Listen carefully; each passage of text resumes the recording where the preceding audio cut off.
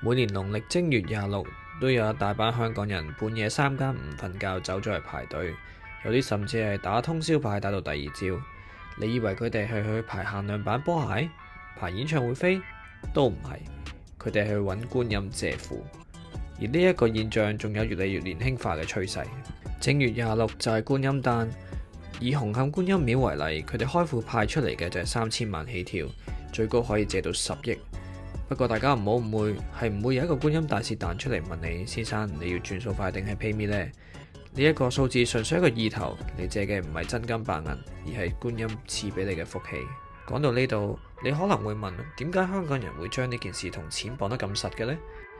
正正就係因為喺儀式當中加入咗抽利是、睇銀碼呢啲元素之後，將原本虛無縹緲嘅福氣變成相當具體嘅財富。大家都知啦，香港人就係咁現實噶啦，根本就係瞄住六合彩頭獎金多寶有幾多就去求幾多。你同佢哋講祈福，佢會答你全家都好幸福；但係你同佢講借庫有機會中2億，佢即刻問你條隊喺邊。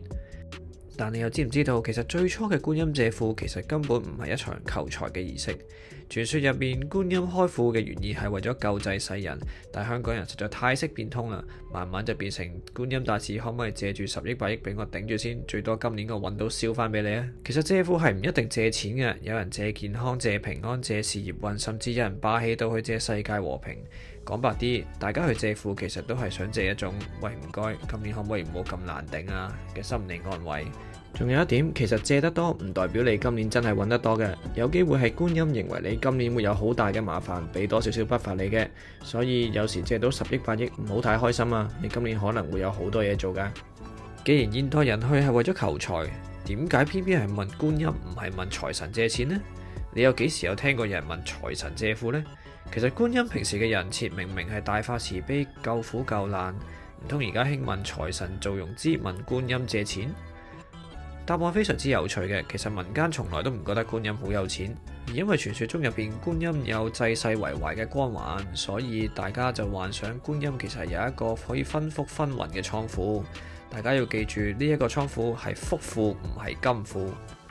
講到嚟呢度，阿 J 又會問一個好寫實嘅問題：點解咁多人屋企都有觀音像，偏偏唔問自己神台上面個尊觀音借，硬係要去個廟度同人逼嘅呢？其實個原因呢就好簡單嘅啫，你同神仙借嘢都要有個代理人㗎。觀音喺成件事入邊呢，就係扮演金主嘅角色，而個代理人或者中介呢，就係個廟祝啦。你去借庫係要幫襯寺廟去買衣紙祭品添香油，呢一次真係借錢總要還，仲要俾埋錢中介。而成件事最港式嘅一 part 就係呢件事係要有借有還嘅。好多人問：喂，其實我今年冇揾到冇發大喎，仲使唔使還啊？答案梗係要啦，因為你還嘅唔係你嘅盈利，你還嘅係一份承諾，一份感謝。咁如果我今年借庫借少咗，咁點算啊？係咪觀音唔中意我啊？阿尊就會話啦：係啊，因為你生得樣衰咯。講笑。傳統上呢，如果你今年借得少過上年嘅話呢，你係要隔1年先可以再借嘅。但係如果你隔咗1年再去抽都仲係少過上年嘅話，咁就代表你今世同觀音無緣啦，唔好再夾硬扣啦，早啲翻屋企瞓覺好過啦。呢度有一個冷知識，觀音其實有好多個形態嘅，有千手觀音、馬頭觀音、白衣觀音，就好似關公都有分文關公、武關公咁，都有唔同嘅 skin。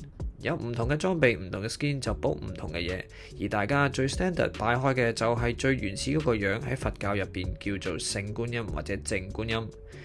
好多人由細到大都會叫觀音娘娘，或者甚至上契叫觀音契媽。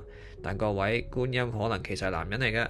最早期嘅印度神話入邊，佢甚至連人都唔係啊。喺古印度婆羅門教嘅神話入邊，有一個太陽神嘅雙胞胎，叫做雙馬童。佢係半人半馬，負責驅逐疾病同埋救人。好多學者都認為呢一對雙馬童其實就係馬頭觀音嘅原型之一。後來佛教傳入中國之後，唐朝之前嘅觀音都係大隻佬嚟嘅，有啲仲有留有2撇雞添。喺到近代，華人社會覺得女性先至更加代表到慈悲，觀音慢慢就轉成為女相，變成大家而家見到嘅女觀音像啦。所以下次拜神，你記得諗清楚，究竟要叫契媽定契爺好，定係一話直接叫 Sugar Daddy 好啦。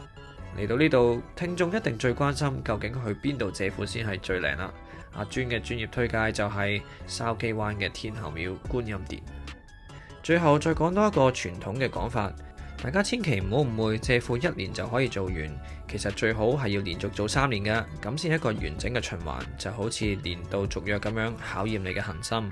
影片嚟到最後，其實觀音借庫最神奇嘅地方根本唔係你今年可以賺到幾多億，而係香港人可以將慈悲強行翻譯成為財運，將平時返工嘅焦慮變成一個半夜3更大家圍埋去排隊嘅年度 party。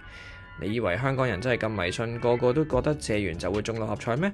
其實大家都知，聽日唔會有10億過戶，大家真正想借嘅只不過係一個聽日返工頂硬上嘅理由啫。